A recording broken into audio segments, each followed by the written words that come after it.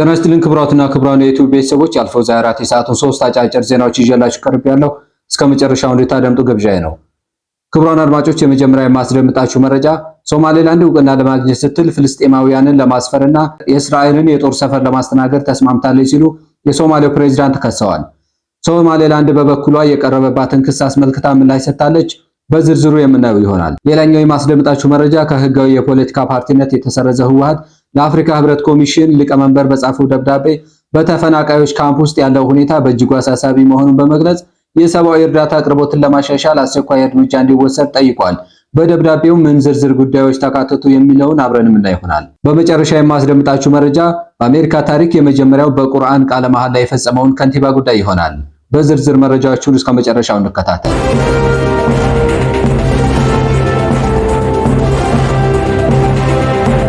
በቅድሚያም የሶማሌው ፕሬዝዳንት ሐሰን ሼክ መሐመድ የሀገራቸውን የስለላ መረጃ ዋቢ አድርገው በመጥቀስ ሶማሌላንድ ከእስራኤል እውቅናን ለማግኘት በ3 ቅድመ ሁኔታዎች ላይ መስማማቷን ለአልጀዚራ ተናገሩ። እነሱም ፍልስጤማውያንን በግዛቷ ማስፈር፣ በኤደን ባህረ ሰላጤ ዳርቻ ላይ የእስራኤል የጦር ሰፈር እንዲመሰረት መፍቀድና የአብርሃም ስምምነት ማዕቀፍ አባል መሆን ናቸው ብለዋል።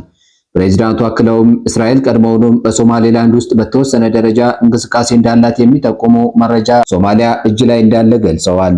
በመሆኑም እስራኤል ለሶማሌላንድ የምትሰጠው እውቅና በምስጢር ሲከናወን የነበረውን ግንኙነት ይፋዊና መደበኛ ማድረግ ብቻ እንደሆነ ተናግረዋል። የሶማሌው መሪ አክለውም እስራኤል ፍልስጤማውያንን በኃይል ወደ ሶማሊያ ለማፈናቀል እንደምትሞክርና የእስራኤል በዚህ አካባቢ መገኘት ለሰላም እንዳልሆነ ገልጸዋል። እንደ ፕሬዝዳንት ሐሰን ሼክ መሐመድ ገለጻ እስራኤል ለንግድና ለኢኮኖሚ እጅግ አስፈላጊ የሆኑትን የባህር መስመሮች ማለትም ቀይ ባህርን፣ የፋርስና የኤደን ባህረ ሰላጤ የሚያገናኙ ስትራቴጂካዊ የውሃ አካላትን ለመቆጣጠር እየጣረች ነው። የሶማሊያው ፕሬዝዳንት ሐሰን ሼክ መሐመድ ለአልጀዚራ እንደተናገሩት እስራኤል ለሶማሌላንድ የሰጠችው ያልተጠበቀና እንግዳ እውቅና በጋዛ በሚገኙ ፍልስጤማውያን ላይ የራሱ የሆነ ተጽዕኖ ሊኖረው ይችላልም ብለዋል።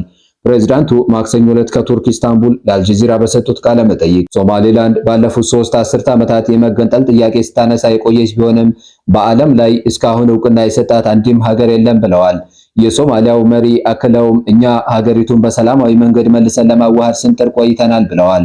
ስለሆነም ከ34 ዓመታት በኋላ እስራኤል በድንገት ብቅ ብላ ሶማሌላንድን እውቅና እንሰጣለን ማለቷ በጣም ያልተጠበቀና እንግዳ ነገር ነው ሲሉ ገልጸዋል።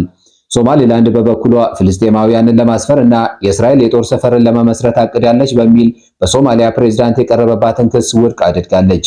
የሶማሊያ የውጭ ጉዳይ ሚኒስትር ከእስራኤል ዲፕሎማሲ እውቅና ለማግኘት ሲባል ፍልስጤማውያንን ለማስፈርና የእስራኤል የጦር ሰፈርን ለማስተናገድ ሶማሌላንድ ተስማምታለች ሲሉ የሶማሊያው ፕሬዝዳንት ሐሰን ሼክ መሐመድ ያቀረቡትን ክስ ውድቅ አድርጓል። የሶማሊያ ፕሬዝዳንት ሐሰን ሼክ መሐመድ ቀደም ሲል የሀገራቸው የስለላ መረጃ ዋቢ አድርገው በመጥቀስ ሶማሌላንድ ከእስራኤል እውቅና ለማግኘት በ3 ቅድመ ሁኔታዎች ላይ መስማማቷን ለአልጀዚራ ተናግረው ነበረ። እነሱም ፍልስጤማውያንን በግዛቷ መስፈር፣ በኤደን ባህረ ሰላጤ ዳርቻ ላይ የእስራኤል የጦር ሰፈር እንዲመሰረት መፍቀድና የአብርሃም ስምምነት ማዕቀፍ አባል መሆን ናቸው ብለዋል። በምላሹ የሶማሌላንድ የውጭ ጉዳይ ሚኒስትር በዛሬው ዕለት ባወጣው መግለጫ የቀረቡትን ክሶች ሐሰት መሆናቸውን በመጥቀስ ውድቅ አድርጓቸዋል። የሶማሌላንድ ሪፐብሊክ መንግስት ፍልስጤማውያንን ለማስፈር ወይም በሶማሌላንድ የጦር ሰፈር ለመመስረት ታቅዷል በሚል በሶማሊያ ፕሬዝዳንት የቀረበውን ሐሰተኛ ክስ አጥብቆ ውድቅ ያደርጋል ሲል መግለጫው አስታውቋል።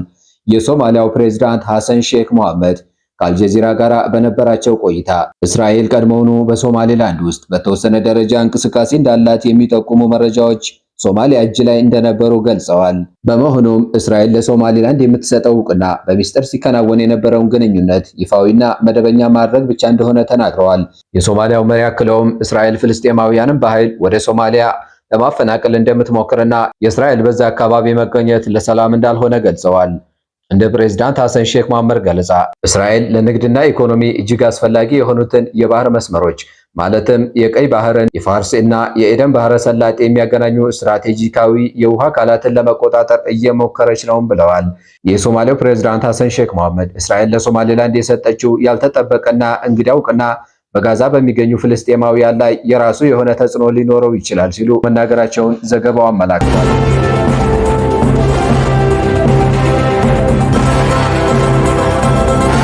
በመቀጠልም ህወሓት የተፈናቃዮች ሞትን በተመለከተ የአፍሪካ ህብረት አጣሪ ቡድን እንዲያሰማራ ጠየቀ። የአፍሪካ ህብረት በትግራይ ጦርነት ወቅት ከነበረው በበለጠ ሁኔታ በታህሳስ ወር የተመዘገበውን የተፈናቃዮች ሞት የሚሰንድ የሐቅ አፈላላጊ ተልዕኮ እንዲያሰማራ ህዝበ ወያኔ ሓርነት ትግራይ ህወሓት ጠየቀ። በክልሉ በሚገኙ ተፈናቃዮች ላይ እየተከሰተ ያለውን የጅምላ ረሃብ የፕሪቶሪያ ስምምነትን የሚጥስ እንደሆነም ገልጿል።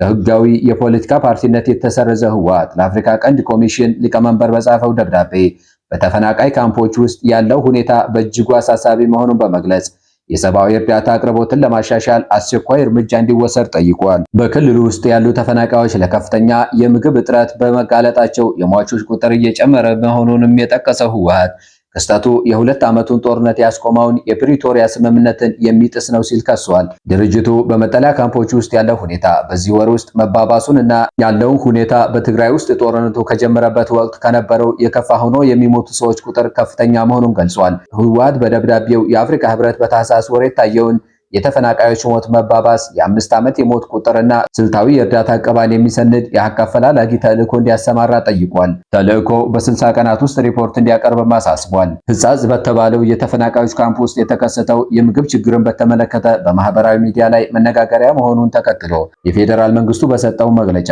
እርዳታ ምግብ አቅርቦት እንዳልተቋረጠ መግለጹ ይታወሳል። በተጨማሪም የብሔራዊ አደጋ ስጋት ስራ አመራር ኮሚሽነር ሽፈራው ተክለማርያም ለመንግስት መገናኛ ብዙሃን በሰጡት መግለጫ ህወሓት የእርዳታ አቅርቦትን እንደሚያደናቅፍና ለራሱ ጥቅም እንደሚያውል በመጥቀስ ከሰዋል። ነገር ግን ህወሓት ለተፈናቃዮች የእርዳታ አቅርቦት ያለመቆራረጥ እየቀረበ ነው በማለት ያቀረበውን መረጃ ውድቅ አድርጎ የፌዴራል መንግስቱን እርዳታ በማደናቀፍ በአጸፋው ወንጅሏል። ህወሓት በደብዳቤው የአፍሪካ ህብረት እና ሌሎችም አጋሮች ለተፈናቃዮች አስቸኳይ የሰብአዊ እርዳታ አቅርቦት እንዲፈቀድ እንዲጠይቁና በተከሰቱ የሰዎች ህልፈት ላይ ገለልተኛ ምርመራ እንዲያካሂዱ በመጠየቅ የፕሪቶሪያው ስምምነት ሙሉ በሙሉ ተግባራዊ እንዲሆን ጫና እንዲያሳድሩ ጥሪ አቅርበዋል። በመጨረሻም ዞህራን ማምዳኒ የኒውዮርክ ከንቲባ ሆኖ በቁርአን ቃለ መሐላ ፈጸመ። ዞህራን ማምዳኒ ቁርአን ላይ ቃለ መሐላ በመፈጸም የመጀመሪያው የኒውዮርክ ከንቲባ ሆኗል። አዲሱ የኒውዮርክ ከተማ ከንቲባ ዞህራን ማምዳኒ አዲስ ዓመት መባቻ ላይ በቁርአን ቃለ መሐላ ፈጽሟል። ማምዳኒ በእስልምና ቅዱስ መጽሐፍ ቃለ መሐላ የፈጸመ የመጀመሪያው የኒውዮርክ ከንቲባ ሆኗል። የ34 ዓመቱ ዲሞክራት ከከተማ አስተዳደሩ ህንፃ አቅራቢያ በሚገኝ የባቡር ጣቢያ ውስጥ ነው እኩለ ሌሊት እንዳለፈ ቃለ መሐላ ፈጽሞ በይፋ የኒውዮርክ ከተማ ከንቲባ የሆነው። ማምዳኒ ከዚህ ቀደም መጽሐፍ ቅዱስ ላይ ቃለ መሐላ ከፈጸሙ ከንቲባዎች በተለየ ቁርአንን በመጠቀም ቀዳሚው ሲሆን አልፎም የመጀመሪያው ደቡብ ኤሲያዊና በአፍሪካ የተወለደ የኒውዮርክ ከተማ ከንቲባ ሆኗል። ኒውዮርክ በአሜሪካ ካሉ በጣም ውድ ከተሞች በቁንጮነት ተቀምጣለች። በርካቶች ኑሮ የማይቀመስ እንደሆነባቸውና ለድህነት ማጋለጣቸውን ዞህራን ነው የሚናገረው። ይህቺ ከተማ ከአራቱ አንዱ ነዋሪዋ በድህነት የሚማቀቅባት ናት። 500,000 ህፃናት ጦማቸውን የሚያድሩባት ናት ሲል ፖለቲከኛው በቅርቡ ለቢቢሲ ተናግሮ ነበረ። በመጨረሻም ከተማዋ ልዩ የሚያደርጋትንም ነገር ለማጣት አፋፍ ላይ ናት ብሏል። ዞህራን የነዋሪዎችን ህይወት ለማሻሻል ካቀረባቸው መፍትሄዎች መካከል ለኒውዮርክ ነዋሪዎች በሙሉ በከተማ አውቶቡሶችን በነፃ እንዲገለገሉ የማድረግ እቅድን ይዟል። ሌላኛው የዞህራን መሰረታዊ የሚለው ፖሊሲ መኖሪያ ቤት ነው። ነዋሪዎች በከተማቸው ተመጣጣኝ ኪራይ ከፍለው መኖር መብታቸው ነው የሚለውን ማዕከል በማድረግ አከራዮች ጭማሪ እንዳያደርጉ ማገድን አካቷል። በተጨማሪም በቋሚነት ተመጣጣኝ ዋጋ ያላቸው የመኖሪያ ቤቶችም የሚገነባ የማህበራዊ ቤቶች ልማት ኤጀንሲን ለማቋቋም አቅዷል። ለተከራዮች ከለላን ማጠናከርም ሌላው እቅዱ ነው። ዞህራን የከተማው ማዘጋጃ የሚቆጣጠራቸውን የገበያ መደብሮችን በመክፈት አቅማቸው ለማይፈቅድ ነዋሪዎች በተመጣጣኝ ዋጋ ጤናማ የምግብ አማራጮችን ማግኘት የሚችሉበትን ፖሊሲ ቀርጿል። የመንግስት ኮሌጆችን ባካተተ መልኩ ነፃ የትምህርት ቤት ምገባ ስርዓትን ማስፋፋት፣ ነፃ የህፃናት እንክብካቤን ቃል ገብቷል። የነዋሪዎችን ደህንነት የበለጠ ለማስጠበቅ የኒውዮርክ የፖሊስ በጀትን በመቀነስ የጤና ባለሙያዎችን ያካተተ የማህበረሰብ ደህንነት መምሪያ እቅድ አቅርቧል። ለእነዚህ ነዋሪዎችን ማዕከል ያደረጉ ፕሮግራሞች ለመክፈል ያቀረበው የግብር ማሻሻያዎችን ነው። በኩባንያዎች ላይ የግብር ምጣኔውን ከ7.25 በመቶ ወደ 11.5 በማሳደግ እንዲሁም በዓመት $1 ሚሊዮን የሚያገኙ ሰዎች ላይ በዓመታዊ 2 በመቶ ተጨማሪ ክፍያዎችን መጣል ያካትታል። በእነዚህ የግብር ማሻሻያዎችም በዓመት እስከ $9.4 ቢሊዮን ማግኘት እንደሚቻል በቅስቀሳው ወቅት ተናግሯል። የፍልስጤም ድጋፍን በተመለከተ ዞህራን እስራኤል በጋዛ ላይ የምታደርገውን ጥቃት በይፋ በሰላ ሁኔታ ከሚቶቹ አሜሪካዊ ፖለቲከኞች አንዱ ነው። ሁልጊዜም ቢሆን ቋንቋዬ ግልጽና በእውነታ ላይ የተመሰረተ ነው። እስራኤል የዘር ማጥፋት ወንጀል እየፈጸመች ነው ሲል በኤክስ ገጹ አስፍሮ ነበር። በተጨማሪም ከዓለም አቀፍ ሕጎች በተጻራሪ እስራኤል ከምታካሂደው ሰፈራ ጋር ግንኙነት ያላቸው የኒውዮርክ በጎ አድራጎት ድርጅቶች ከቀረጥ ነፃ የሚሆኑበትን ሁኔታ የሚሰርዝ ረቂቅ ሕግ አስተዋውቋል። እስራኤል በጋዛ የዘር ማጥፋት ወንጀል እየፈጸመች ነው ከሚለው በተጨማሪ የአፓርታይድ ስርዓት እያካሄደች እንደሆነና ጠቅላይ ሚኒስትር ቤንያሚን ኔታንያሁ መታሰር አለባቸው ብሎም ያምናል። እስራኤል የሚቀርቡባትን የዘር ማጥፋትና የአፓርታይድ ስርዓት ክሶችን አትቀበልም። ዞህራን እስራኤል እንደ አይሁድ ሀገር የመቆየት ህልውናዋን ይደግፍ እንደሆነ በተደጋጋሚ ተጠይቆ ሃይማኖትም ሆነ ሌሎች ጉዳዮችን መሰረት አድርጎ የዜግነት ተዋረድ ያለው ማንኛውንም ሀገር መደገፍ ምቾት አይሰጠኝም ብሏል። ሆኖም የእስራኤልን እንደ ሀገር የመቆየት መብትን እንደሚቀበል ገልጿል። እንደ ሁሉም ሀገራት የመቆየት መብት እንዳላት አምናለሁ፣ እንዲሁም ዓለም አቀፍ ህግጋትን የማክበር ኃላፊነትም ጭምር ነው ብሏል። ዞህራን ራሱን ጨምሮ ቤተሰቦቹ ላይ በእስልምና እምነቱ ምክንያት ማስፈራሪያዎች እንደደረሱበት ጠቅሶ በዚህ ከተማ ወይም አገር ለጸረ ሴማዊነት ቦታ የለውም ብሏል። የፖለቲከኞች ትችት በአሜሪካና በእስራኤል መንግስታት ፖሊሲዎች ላይ ያነጣጠረ እንጂ በአይሁዳውያን ላይ እንዳልሆነ ነው በተደጋጋሚ የሚናገረው። አወዛጋቢው ሶሻል ዲሞክራት የግዙፏ ኒውዮርክ ከተማ ከንቲባ ለመሆን እጩ ሆኖ ሲቀርብ በመላው ሀገሪቱ መነጋገሪያ ሆኖ ነበር። ፕሬዚዳንት ዶናልድ ትራምፕ ማምዳኒ እጩ ሆኖ ሳለ መራጮች ድምጻቸው እንዳይሰጡት በይፋ ቢጠይቁም ከተመረጠ በኋላ ወደ ዋይት ሃውስ ጠርሰው እንዳናገሩትም ይታወሳል። የተከበራችሁ የአልፎዛ 24 ቤተሰቦች የሰዓቱ አጫጭር መረጃዎች ያዳመጣችኋቸው ነበሩ። በሌላ አዳዲስ መረጃዎች እስከምንገናኝ በያላችሁበት የዓለም ክፍል ሰላማችሁ ይብዛ።